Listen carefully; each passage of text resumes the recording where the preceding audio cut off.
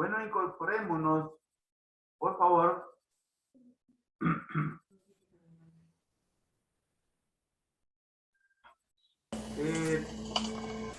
Está Noelia con nosotros. La compañera Noelia.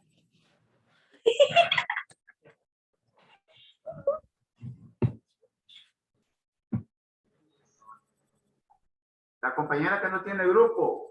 Por favor, repórtese.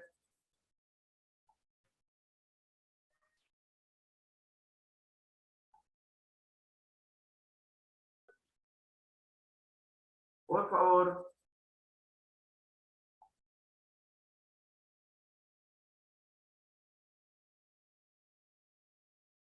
Noelia Morales. ¿Está conectada con nosotros? Bueno, mire, quiero exponerle al grupo de que esta compañera se incorporó el 22 de febrero al grupo de clase. Entonces, son de los compañeros y compañeras que ya en el periodo extraordinario es que se pudieron incorporar, se pudieron matricular a la universidad. Entonces, la compañera, pues, a esta altura no tiene grupo de trabajo para las actividades evaluadas que hemos planificado en la asignatura. Entonces, ella se ha quedado también sin grupo, pero ella precisamente porque a último, ya en el último periodo extraordinario, se pudo incorporar a la universidad. Así que yo lo que puedo ahorita y que considero yo que está en mis manos es apelar a la voluntad de ustedes y también a la solidaridad para que si hay algún grupo en donde ella pueda incorporarse, que por favor la incorporen. Claro, ¿verdad? Que ustedes tienen que hablar con Noelia. Tienen que hablar. Hola, buenas tardes, licenciado. Sí, creíamos que ya estaba conectada cuando comenzó la reunión, pero... No, disculpe, no había entrado al link de las 5 de la entonces, tarde. mira, yo ahorita lo que estoy como dando un panorama de tu situación. Y creo que ya lo sabe el grupo. Solo un aspecto, la compañera no pudo trabajar en la actividad anterior evaluada debido a esa situación desventajosa, diría yo, de cómo se incorporó al grupo de clase. Ahora yo quisiera que si hay algún grupo en donde ella pueda incorporarse, que le den el espacio. Estoy exhortándolo, no los estoy, digamos, obligando. La otra situación que yo me di cuenta, solo voy a terminar. La otra situación que yo me di cuenta por WhatsApp es que la situación que tú estás viviendo, Noelia Morales, como que hay otros compañeros que también lo están viviendo. Entonces, como que quieren ya mejor formar ellos un grupo. O sea, la gente que no tiene grupo, que forme también el grupo, un grupo. Y eso sería quizás una solución, digamos, una solución operativa, digamos, una solución viable. Entonces, también, eso podría ser también otra vía, de que los que no tienen grupo también se unan con la compañera Noelia y puedan formar un grupo. No sé si hay alguna opinión. Ah, sí, por favor, yo quería decirle que por favor, alguien tiene algún grupo o si podríamos crear el grupo para poder hacer el trabajo, ¿verdad? Así que gracias, licenciado. Bueno, ahí está el llamado de la compañera. Ahí está el llamado de la compañera. Yo, repito, apelo a la voluntad y a la solidaridad. ¿Sí? Así que si algo debemos de ser nosotros, es solidarios, no indiferentes. con el que necesita. O sea que la compañera necesita incorporarse a un grupo de trabajo. Porque a la asignatura le importa mucho que ella pertenezca a un grupo, porque precisamente por no pertenecer a un grupo, ella no tiene muy buenos resultados en cuanto a sus notas. Así que no sé si hay otra compañera o compañero que no tenga el grupo y que puedan fundar un grupo. Así que, no sé, ¿hay alguien que tenga algo que opinar al respecto?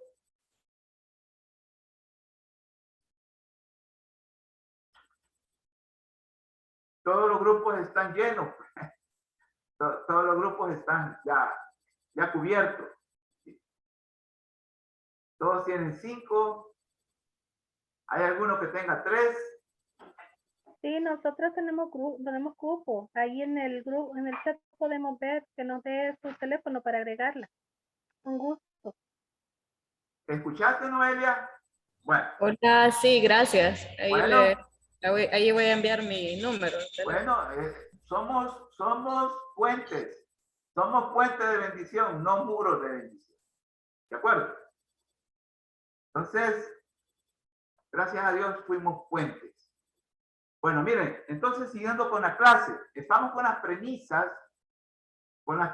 que nos van a orientar a explicar el impacto del proceso de acumulación originaria en la sociedad salvadoreña. Ya en la clase anterior estuvimos hablando de las premisas, empezamos a hablar de las premisas fundamentales. Y una de ellas es, a grosso modo, que con el proceso de acumulación originaria de capital, la sociedad va a sufrir transformaciones en económico, político, social, ecológico, cultural, etc. ¿Cómo se va a explicar esa transformación? Aquí lo dice, ¿sí? Bajo un yugo colonial por parte de los españoles. Esa es una premisa. Pero aquí hay algo muy importante que ustedes deben de procesar también. Que la sociedad colonial, que es la que va a surgir con la llegada de los españoles, va a adquirir características fundamentales y que va a ser como la cotidianidad y el día a día de esa sociedad. Va a ser la violencia, la corrupción, la impunidad y la injusticia social. Miren, yo me atrevo a decir que esas son las características que también perduran en la sociedad salvadoreña hoy en día. O sea, que no nos dé empacho. No nos debe dar de empachos, que le den empacho a los que están afectados porque practican la violencia o porque son corruptos o porque no hay castigo para ellos por todos los delitos que cometen. Y también por las injusticias sociales que todavía vive la sociedad salvadoreña. Son características que todavía persisten en la sociedad salvadoreña. Y esto me da pena, nos debe de dar pena como sociedad. Ojo con eso. Entonces, pero hay otro fundamento, hay otra premisa. Y esto es en lo económico. En lo económico se va a configurar el modelo económico agroexportador y monoagroexportador. ¿A qué nos referimos a lo agroexportador? Que va a ser un producto agrícola, el principal producto destinado a la exportación. Por eso es que se llama agroexportador. Y monoagroexportador va a ser que solo un producto se va a destinar a la exportación. De ahí viene el término monoagroexportador, orientándose su quehacer a consolidar una economía extrovertida o abierta hacia afuera o desarrollo hacia afuera. O sea que desde que nacimos como sociedad moderna, la sociedad salvadoreña ha consolidado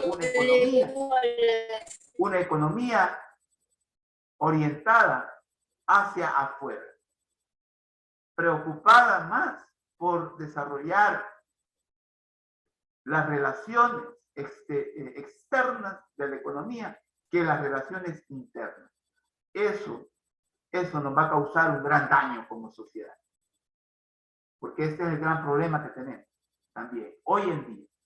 Por eso es que nos hemos convertido en sociedades que importamos más que lo que exportamos.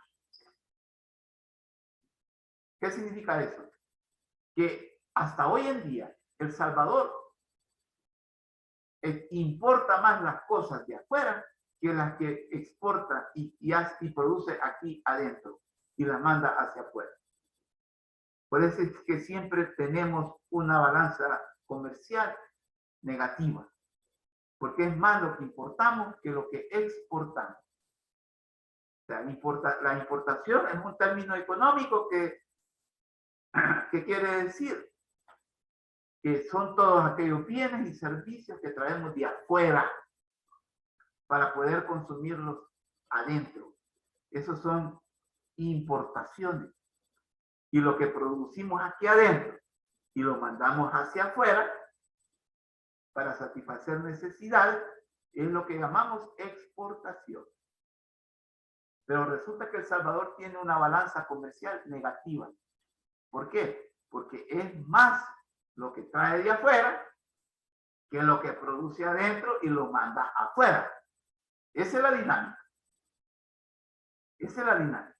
Y por eso es que vamos a decir, va a ser una economía que le va a preocupar más desarrollarse hacia afuera con el claro propósito de inmiscuirse y articularse en el mercado mundial a través de la exportación, privilegiando un solo producto. Primero con el añil, durante la mayor parte de la colonia, después con el café, en el siglo XIX, con la República Liberal, y la caña de azúcar y el algodón durante todo el siglo XX.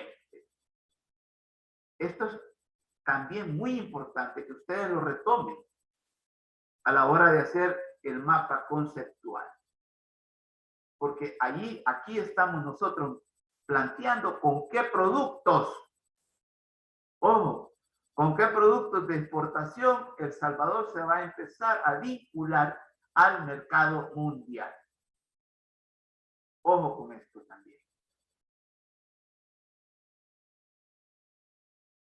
De ahí que podemos decir lo siguiente, con todos los elementos identificados y señalados anteriormente, que son 3, es que El Salvador se va a configurar como un país capitalista, con un rol subordinado en el mercado mundial, de suministrar productos no estratégicos y materias primas para la gran industria estratégica y desarrollada de los países capitalistas, desarrollados, industrializados y centrales, ubicándose El Salvador en el entramado del mercado mundial como un país capitalista subdesarrollado y periférico, y por lo tanto subordinado a los requerimientos del mercado, del comercio mundial.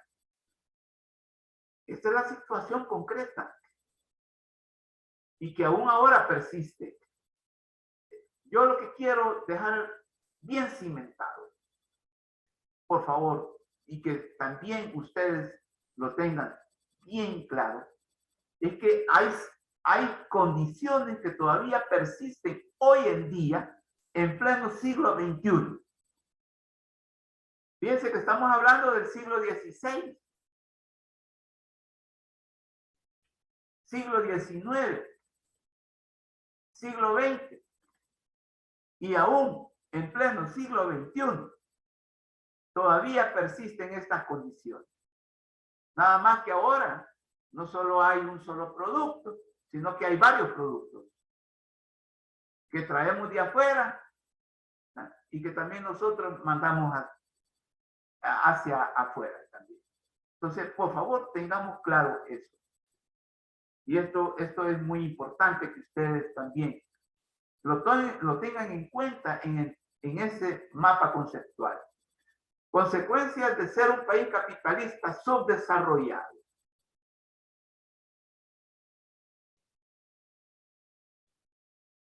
¿Cuáles van a ser las consecuencias? Como ya se ha definido, todas esas características como país capitalista se van a traducir a nivel interno en una sociedad con los desequilibrios económicos, sociales, políticos, culturales y ecológicos, y que más se van a configurar en las condiciones de la vida material y espiritual de la población. Esto es grave, porque este es todavía lo que nosotros estamos viviendo. Estamos viviendo desequilibrios sociales, pero también económicos. Desequilibrios también en lo político. Imagínense todo el problema que estamos viviendo hoy en día. La violencia. El problema de la violencia. El problema de los desequilibrios económicos. Y miren, las medidas que el gobierno ha tomado, producto del problema que existe en Europa, la guerra entre Ucrania y Rusia, no son, fíjense bien, las condiciones que en verdad nos están afectando. Claro, nos están afectando, pero también hay condiciones internas que también, mucho antes de que apareciera ese conflicto, nos venían afectando.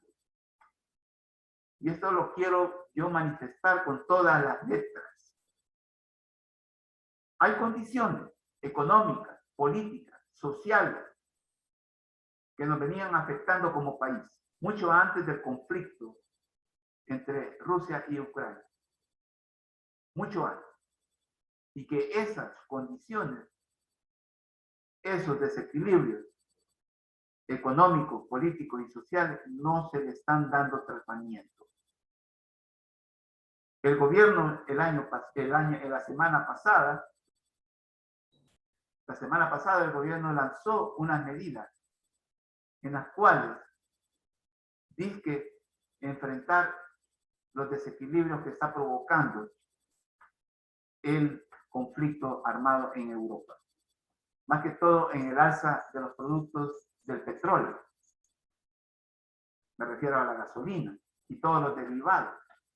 Claro, ha subido. El petróleo, el barril de petróleo anda ahí por los 150 dólares el barril. Ha subido grandemente el barril de petróleo. Y eso nos está afectando porque nosotros no producimos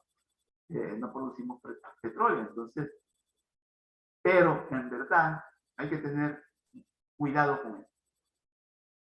Hay condiciones también internas que nos están afectando como país y que no les están dando tratamiento los que gobiernan nuestro país. Por favor, quiero dejar bien sentado eso.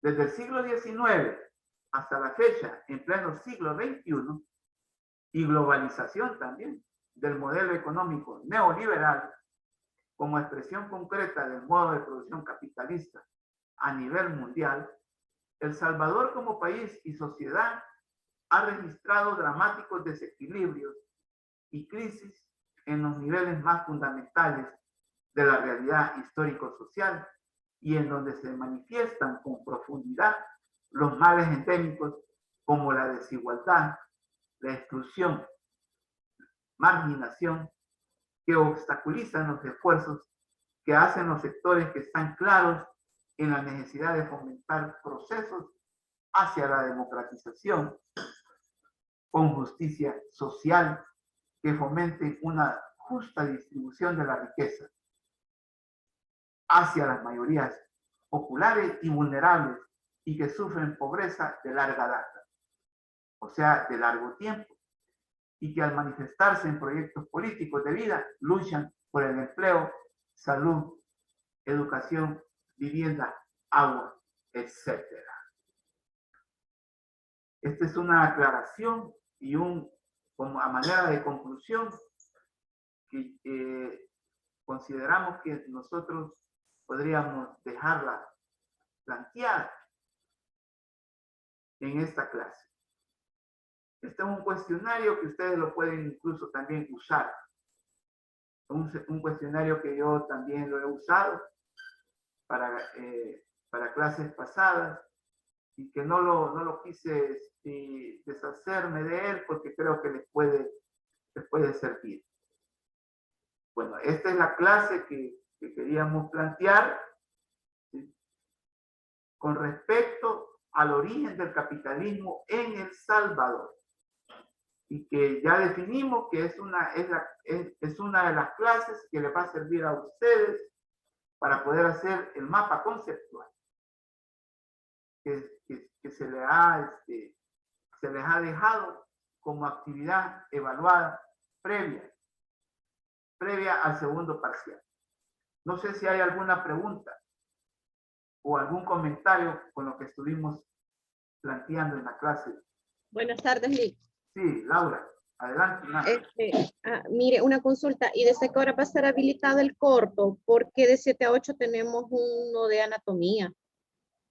El corto es el jueves, Laura. Ajá, ¿de qué hora va a estar, desde qué hora va a estar habilitado? Vale. Se los voy a habilitar desde las 6 de la tarde hasta las 6 de la mañana del día siguiente. Ah, vaya, Lick, gracias. Sí, porque tenemos ese de anatomía de 7 a 8. Ajá. Sí, claro. Bueno, Y entonces, vaya, gracias, Lick. bueno, son 12 horas. Yo creo que los que trabajan no pueden argumentar, ¿verdad? Que no van a poder hacer el corto. Entonces, desde ya se los digo. No sé si hay algún comentario también con lo que hemos estado hablando con respecto al origen del capitalismo en El Salvador. Lick, solo otra pregunta. ¿El corto sería hasta esta clase o hasta la del jueves? Hasta la del jueves. Ah, ok. Bueno, Jueves. gracias. Bueno. No sé, ¿hay alguna otra intervención? ¿No la hay? Bueno. Entonces, hoy vamos a hablar de las características, porque hablamos de las premisas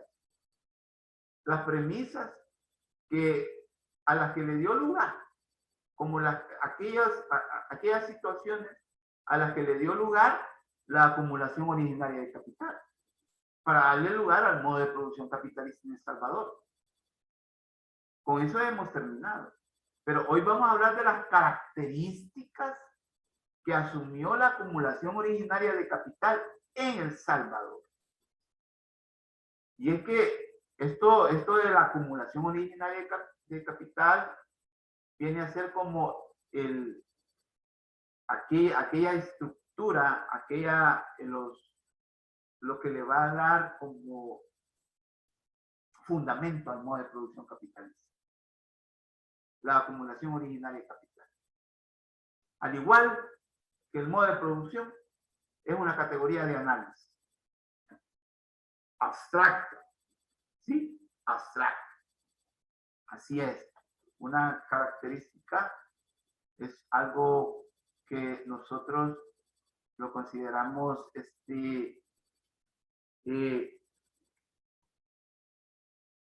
generalizado, ¿sí? Con alto nivel de generalidad, y por eso es que es una categoría de análisis. Bien, características que asumió la acumulación originaria de capital en El Salvador. Ya no estamos hablando del modo de producción, sino que de lo que le da fundamento al modo de producción capitalista en El Salvador. Idea fuerza. ¿Cuál es la idea fuerza? Si bien es cierto que el proceso de acumulación originaria de capital es el común denominador para el aparecimiento, surgimiento y desarrollo del capitalismo como modo de producción dominante en las distintas sociedades o formaciones sociales, cabe destacar que como proceso históricamente determinado, este asumió especificidades o particularidades en su implementación. Ojo con esto. Ojo con esto. Fíjense que, ¿por qué decimos esto último? Porque no es lo mismo cómo asumió la acumulación originaria de capital en Guatemala, así como cómo lo asumió en Honduras. No es lo mismo. Y somos países vecinos. Fuimos las mismas colonias de España. Pero hay especificidades, hay particularidades, hay diferencias con respecto al modo de producción, pero también a la acumulación originaria de capital. Ojo con esto.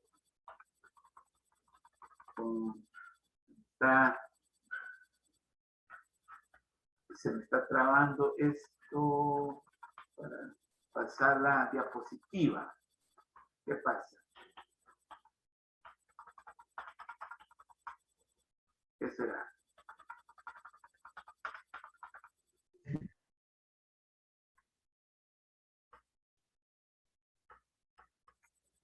Bueno, aquí vamos.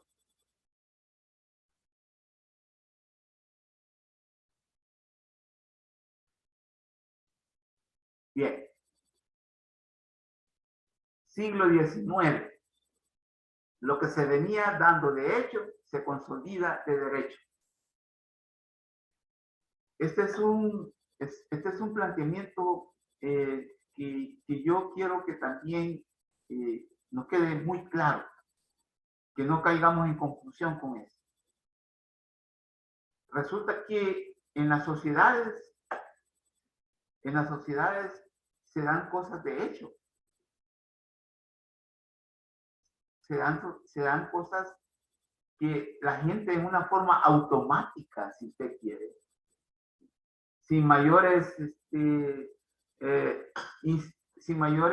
reflexiones, sin mayores cálculos, sin mayor discernimiento, la gente la va adquiriendo en su práctica y la va haciendo en una forma incluso hasta inconsciente. Y resulta que a nivel psicosocial, la sociedad salvadoreña fue desarrollando la acumulación originaria en un primer momento de hecho, para después consolidarse de derecho. Pero yo quisiera preguntarles a ustedes, entonces, ¿qué es una situación de hecho? Entonces, con lo que estamos hablando, ¿qué sería una situación de hecho? ¿Alguien me podría opinar acerca de eso? Laura Nájera, ¿me podrías tú decir alguna idea? ¿Qué es una situación de hecho? O Mónica, sí, Mónica, sí. Una situación de hecho, por ejemplo, es que en el país existen grupos que cobran renta, pero no es de derecho porque no es legal. Bueno, el ejemplo es válido. El ejemplo es válido. Y es bien coloquial, va. Es bien coloquial en el sentido que, bueno, ¿y esto qué onda, va? ¿Sí? ¿Por qué lo están haciendo? ¿Cuál es el fundamento? ¿A dónde dice? Porque es lo que tú estás argumentando, compañera. ¿Verdad? Sino que de una forma así. Como dicen, al sentido común, ¿va? Voy a poner yo un ejemplo también, que también es revelador. Ustedes saben que cuando un hombre y una mujer se unen, muchos no se casan. No, la relación no entra, la relación que ellos establecen no es por la vía del matrimonio, sino por el acompañamiento. Ojo. Y por eso es que vamos a encontrar, pues, relaciones de hecho. ¿Sí? Compañero, compañera de vida. Mira, y ella es tu esposa. No, es mi compañera de vida. Ah, mira, y él es tu esposo. No, es mi compañero de vida. Entonces, ahí también se está ilustrando una situación de hecho. No hay algo legal que los ligue o los vincule. Entonces, ellos en una forma unánime, la pareja dice, mira, que veo que nuestra relación ha llegado a un nivel que consideramos que podríamos vivir juntos. ¿Sí? Y entonces, ¿por qué no establecemos una relación en la cual nosotros pues compactamos, consensuamos y nos unimos sin necesidad de llegar al matrimonio? Entonces, esa es una relación de hecho. Es espontánea. Es un espontaneísmo también. Entonces, algo así sucedió con la acumulación originaria de capital, ¿no? Entonces, mira, se venía ya dando de hecho. Y la cuestión es de hecho, y esto ya es propio del análisis antropológico y cultural. Una situación de hecho también se puede dar por la costumbre, por la tradición, y que configura diarios vivires, configura días a días, porque es la costumbre, es la tradición la que fundamenta esas relaciones sociales. Por eso es que decimos también de que son situaciones de hecho. Pongamos un ejemplo, una situación o una relación de hecho que la fundamenta una tradición o la fundamenta una costumbre. Por ejemplo, ustedes saben que los católicos, los cristianos católicos, cuando pasan por una iglesia, se persignan. ¿Se han fijado? ¿Quién ha observado eso? Laura Nájera, tú lo has observado.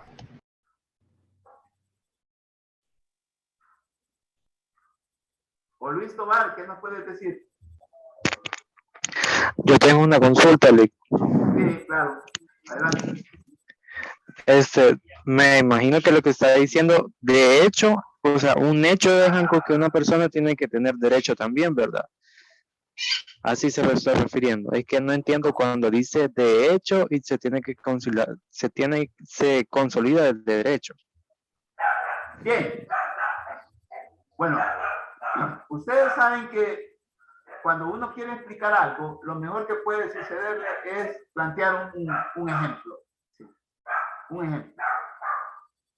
Las compañeras anteriores, bueno, una compañera fue la que expuso un aspecto vivencial que también es un aspecto que a mi modo de ver ejemplifica una situación de hecho, que por ejemplo es la extorsión, ¿va? La extorsión que se da en la economía más que todo informal de nuestro país. Una situación espontánea, pues, algo que ni se pregunta. ¿Por qué? ¿Ah? Cuando se dan esas situaciones es porque son de hecho que se dan. Pero también acabo de explicar la del matrimonio, perdón, la de la unión entre un hombre y una mujer, en donde no es el matrimonio el medio que los ha unido, sino que es el mutuo acuerdo. El mutuo acuerdo. Entonces, no son compañeros esposos o esposas, sino que compañeros de vida. Sí, sí, Luis. Sí, Luis. Ok, y entonces el derecho, ¿dónde entra ahí? O sea, ¿hay derecho o no hay derecho?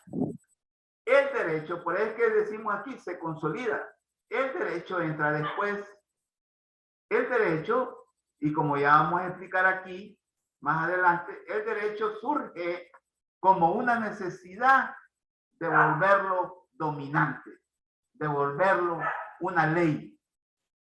Cuando algo es necesario, cuando una relación social, y esto es propio de la sociología, cuando una relación social se quiere volver dominante y se quiere perdurar en el tiempo y en el espacio, acude al derecho. O sea que ya no va a ser una situación espontánea, ya no va a ser una situación muchas veces orientada por el sentido común e inconscientemente, sino que va a ser una situación que va a tener un fundamento legal. Llámese constitución. Licenciado, Sí, claro. pero el derecho ya lo contempla por la pregunta que está haciendo el compañero. En nuestra legislación está el matrimonio y la unión no matrimonial, solo que se tiene que comprobar, claro está, pero sí ya está contemplada y ya se vuelve de derecho.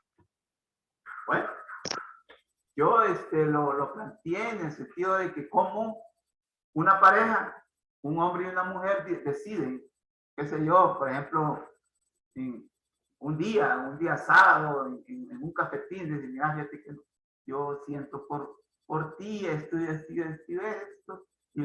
y también la mujer dice lo mismo, mira, y creo que podríamos vivir juntos.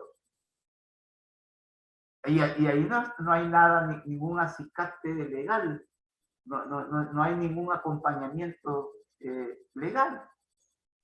Pero Sí, a lo que licenciado, yo, pero licenciado, pero es que eso ya está regulado y se mira en la ley que ya es de contemplado. derechos, contemplado en la ley ya está. O sea, si bien es cierto, yo no me puedo casar con mi pareja, pero vivo y yo lo compruebo, o sea, si dentro del margen yo quiero hacerlo legal, no es como la figura de antes. Si no estaba Correcto. casada la persona, no se veía a esa persona como su compañera, o sea, solo como que discriminaban ese hecho como una unión no matrimonial. Ahora sí ya está contemplado la unión no matrimonial. Bien, es porque las leyes en nuestro país se han modernizado y contemplan ya esa situación. Pero en aquel entonces, estoy hablando de 500 años, ¿verdad? Ya de 500 años, no estaba contemplado. Miren, un ejemplo, algo de hecho. Ustedes usan el transporte público, yo sí lo uso. ¿Se han fijado que en los barrios, en las colonias, hay paradas de buses que no son legales, sino que son ilegales, y que la gente, por efecto de la tradición o por efecto de la costumbre, la gente las ha hecho paradas de buses? ¿No se han fijado ustedes en eso? Por ejemplo, yo cuando monto el bus, yo abordo el bus. Cuando voy a hacer una diligencia, no lo abordo en una parada de buses legal. ¿Saben a dónde lo abordo? Debajo de una pasarela lo abordo. Y ustedes bien saben que una parada de buses no puede estar debajo de una pasarela.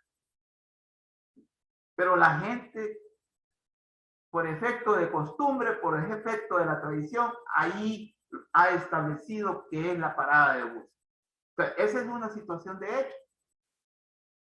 Esa es una situación de hecho. En el buen sentido. Y así a secas. Bueno, creo que el tiempo se nos está acabando. Así que vamos a llegar hasta aquí y el jueves, por favor, Porque vamos a estar pues ya desarrollando